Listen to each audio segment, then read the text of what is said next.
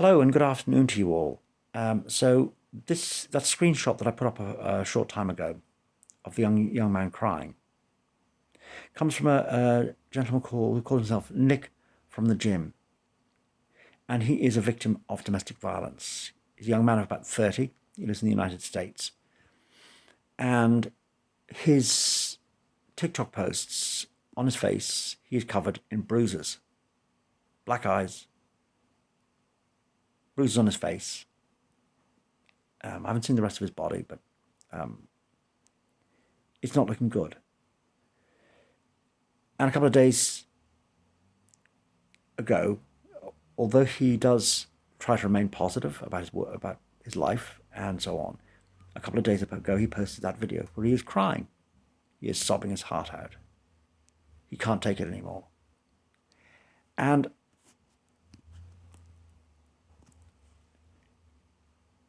I put this up there because this is the physical manifestation of domestic abuse, domestic violence. The bruises on him are physical, very, very physical. And there's another video out there where his partner is completely indifferent. In fact, she's happy about what she's done. And this is the tragedy. All of us know that whether he's in the United States or the United Kingdom, if he picks up the phone, calls the police and says, "This has been done to me," we all know there's going to be him who ends up in a cell, not her. The police are going to look at her physique, her build, and her size, and they're going to look at his, and he's going to go end up in the cell. I doubt he would even be able to. It is reasonable to surmise that he wouldn't even be offered medical attention.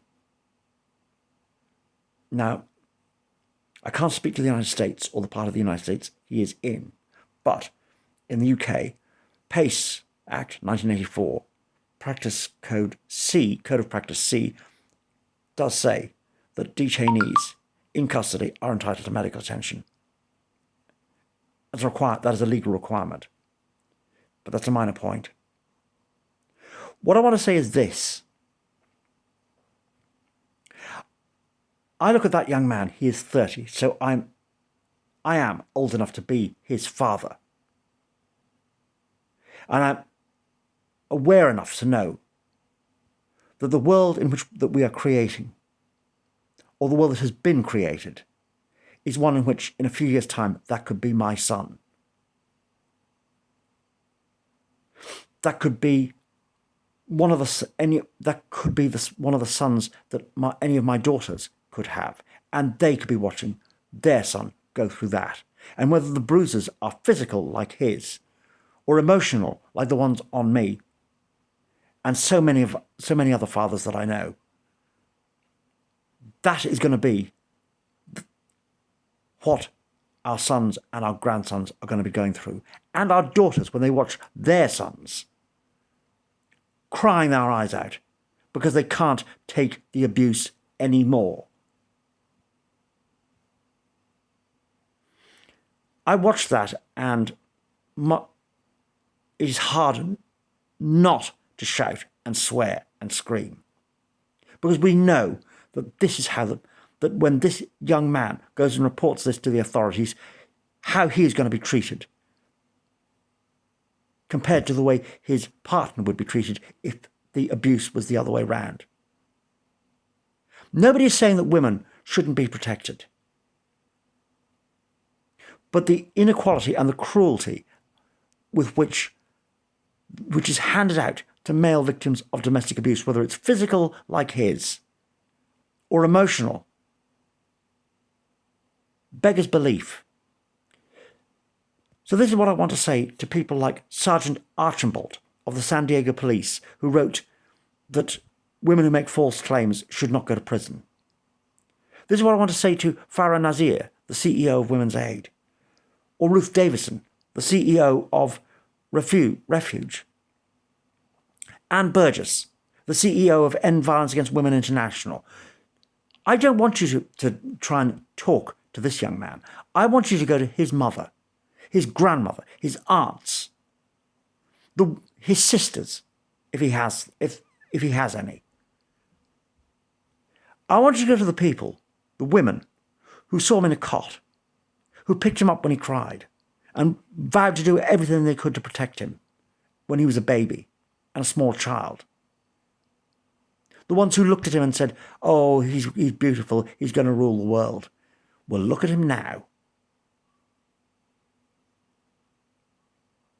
This is what is facing our sons and our grandsons and our nephews.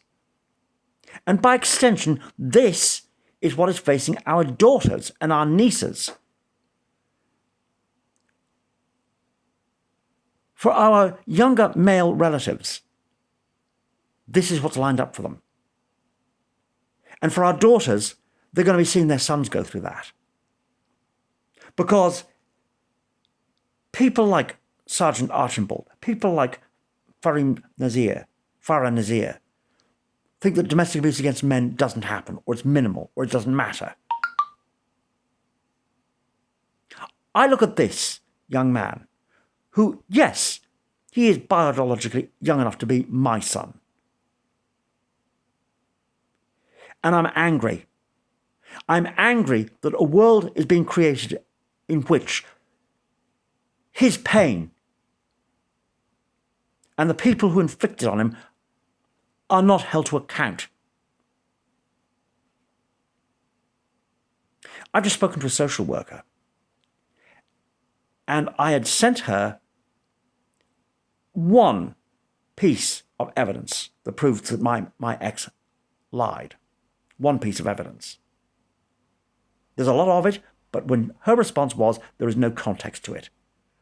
She didn't even acknowledge that it calls the statements that my ex made into question.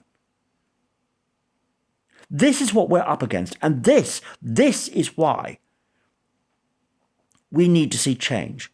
One of the changes we're fighting for on Dad's Matters is to turn the restrictions on non-molestation orders into a two-way street. Why is this important? Because apart from the cause of justice, this is the quickest way to weed out, to distinguish between the real victims of domestic abuse and the fake ones. And this is going to be arguably the quickest way to protect our sons,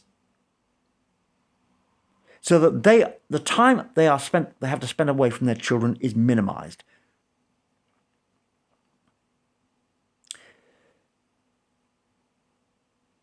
Nick from the gym is incredibly brave. He's doing his best to get on with his life, in the face of the fact that he is a victim of domestic abuse.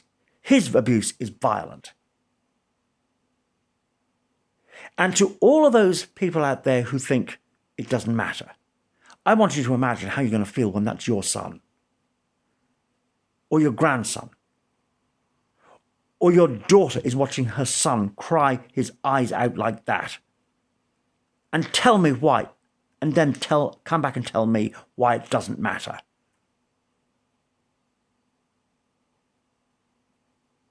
I look at that young man, and I'll be honest with you, I'm angry. He is not my son. I've never heard of him until a few days ago. But he's young enough to be my son.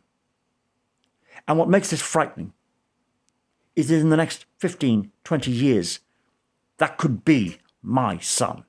And it could be your son. It could be your grandson. So tell me again, why we don't have a sense of urgency, and why things don't need to change, and why the police don't need to follow the law. Thank you. Please like and share this video.